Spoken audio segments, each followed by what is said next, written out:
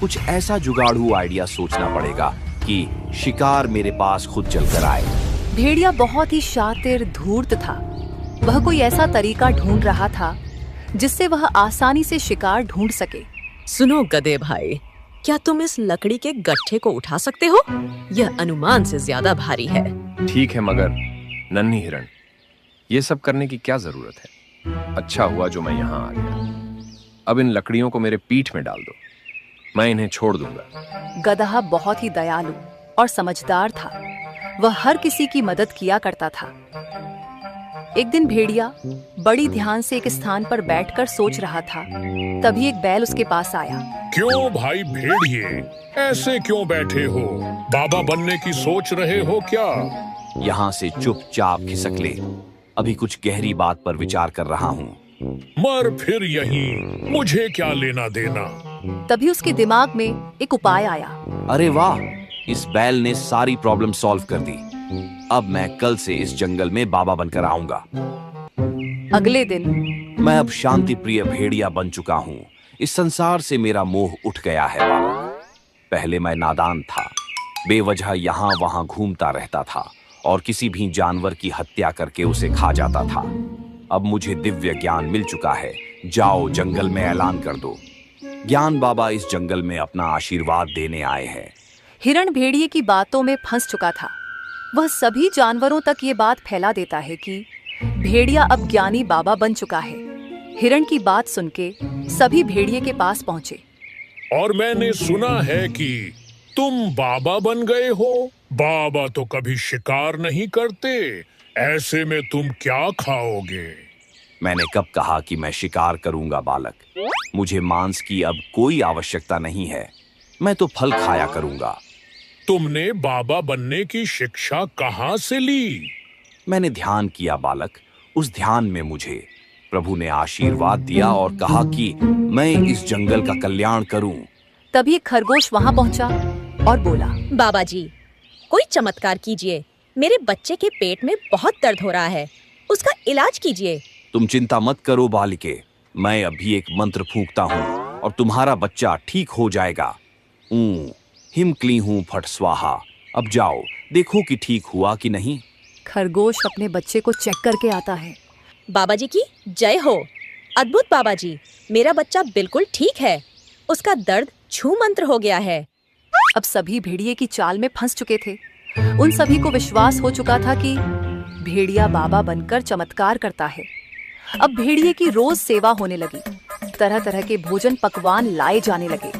भेड़िए का दिन अच्छे से कटने लगा। मगर एक दिन रोज खाने के लिए मिलता तो जरूर है, मगर आखिर ठहरा मैं मांसाहारी जानवर, ये घास फूस कब तक खाऊंगा? वहीं दूसरी तरफ गदहा कुछ सोच रहा था। ये चमत्कार है या आंखों का धोखा? कुछ समझ नहीं आ रहा है। भला एक मांसाहारी जानवर बाबा बनकर शाकाहारी भोजन कर रहा है और सही रास्ते पर चलने की राह बता रहा है। जरूर दाल में कुछ काला है। एक दिन बच्चा जाओ और ऐलान करो कि बाबा सबसे कुछ जरूरी बात करने वाले हैं। भालू की बात सुन के सभी जानवर भेड़िया के पास पहुंचे। मेरी बात ध्यान से सुनो बच्चा। मैं जब ध्यान में था तभी मुझे एक सपना आया। इस जंगल में एक रहस्यमयी शैतान हमला करने वाला है। आप सभी चौकन्ना रहिए, मैं इसका निवारण ढूंढने की कोशिश करता हूँ। सभी जानवर सतर्क हो गए थे, मगर कोई न कोई जानवर एक हफ्ते बाद गायब होने लगे थे।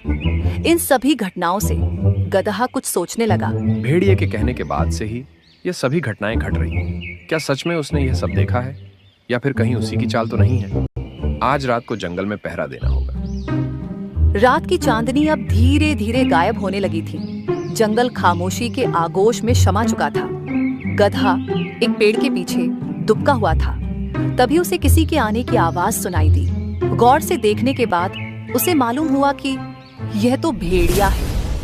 अच्छा जी, दिन में बाबा और रात में शैतान। पीछा करना पड़ेगा। आखिर ये करता क्या है? अरे खरगोश, यहाँ क्या कर रहे हो? तुम्हें मालूम नहीं क्या आसपास शैतान घूम रहा है? इस रात के अंधेरे में मैं अपना रास्ता भूल गया हूँ बाबा जी। क्या आप मेरी मदद कर सकते हैं? अरे मेरे साथ चलो, मैं तुम्हें रास्ता बताता हूँ, मोक्ष का। और भेड़िया उसे झाड़ियों में ले गया और उसका शिकार कर दिया। गधे ने सारी घटनाएं देख ली थी। अगले दिन बाबा जी, मेरे पति अभी तक घर नहीं पहुँचे। अपनी दिव्य शक्तियों का इस्तेमाल करके पता लगाएं कि वे कहाँ हैं। इसमें ध्यान लगाने की कोई जरूरत नहीं है। मैं बताता हूँ कि तुम्हारा पति कहाँ है। तुम्हारे कहने का मतलब क्या मतलब है? ये जो बाबा बना फिरता है, यही असली शैतान है।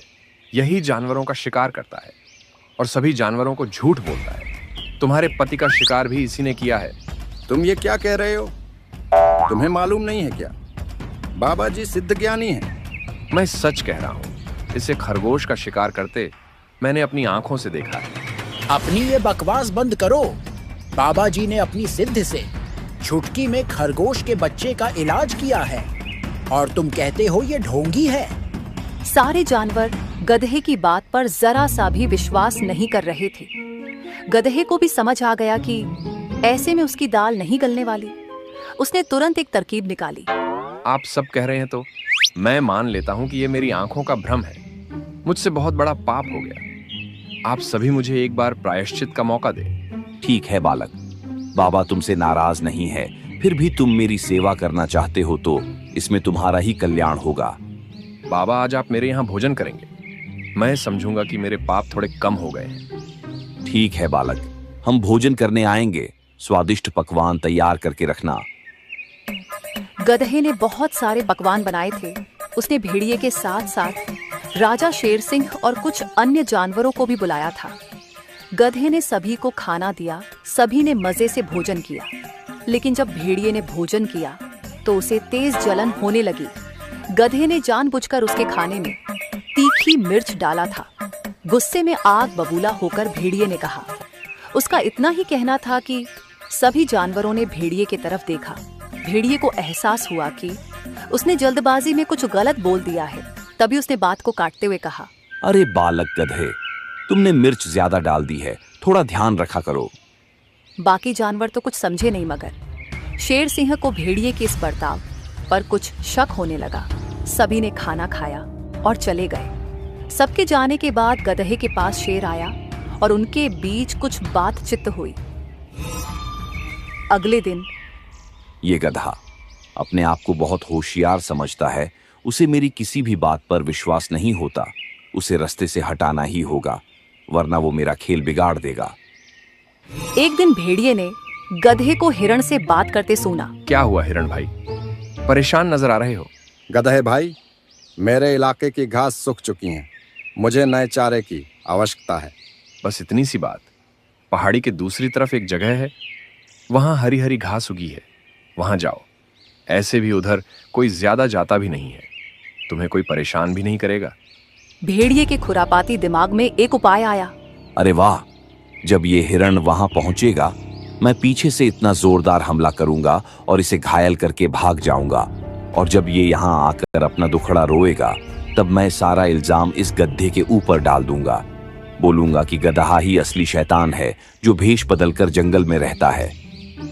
हिरण हरी हरी घास देखकर बहुत कुछ हो रहा था। उसे मालूम नहीं था कि भेड़िए उसके ऊपर नजर टिकाए बैठा है। अरे वाह, गधे ने सही कहा था। यहाँ तो सच में नई नई घास है। हिरण घास खाने में मग्न हो गया। मौका पाकर भेड़िए ने हिरण पर हमला कर दिया, मगर भेड़िया कुछ और कर पाता। उसके पहले शेर सिंह, गधा और कुछ जानवर वहां आ पहुंचे। रुक जा ढोंगी, तुम्हारा खेल खत्म हुआ। छोड़ दे उसे। महाराज, आप यहाँ कैसे?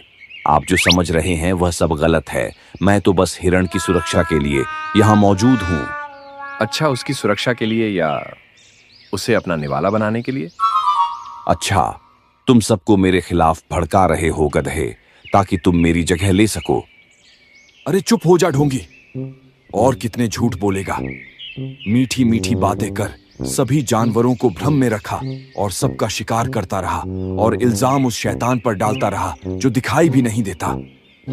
भेड़िया बुरी तरह घबरा गया था। उसकी पोल खुलते देखकर उसने गिड़गिड़ाते हुए कहा, महाराज, मुझे माफ करे। तुम्हारी माफी नहीं सजा होगी। वो तो अच्छा हुआ कि गधे ने खाने पर बुलाया और तीखी मिर्च तुम्हारे खाने में डालकर तुम्हारा मुंह खुलवाने की कोशिश की।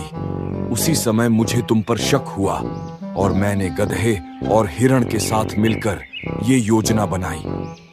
सैनिकों, इस भेड़िए को काल कोठरी में डाल दो। रुकिए महाराज, मुझे एक बात जाननी है कि इसने खरगोश के बच्चे का इलाज बैठ बैठे कैसे किया? मैंने खरगोश के बच्चे को एक जड़ी बूटी खिलाई थी, जिससे पेट में गैस बनती है और थोड़ी देर तक दर्द होता है, मगर बाद में दर्द अपने आप कम हो जाता है। खरगोश जब आई तब दर्द था, और जब तक वह दोबारा चेक करने पहुंची तब तक दर्द कम हो चुका था। गधे की योजना से भेड़िए की सच्चाई सामने आ गई थी। सभी जानवरों ने गधे से माफी मांगी और कसम खाई कि बिना जांच पड़ताल करे कभी भी किसी की मीठी बातों में नहीं आएंगे।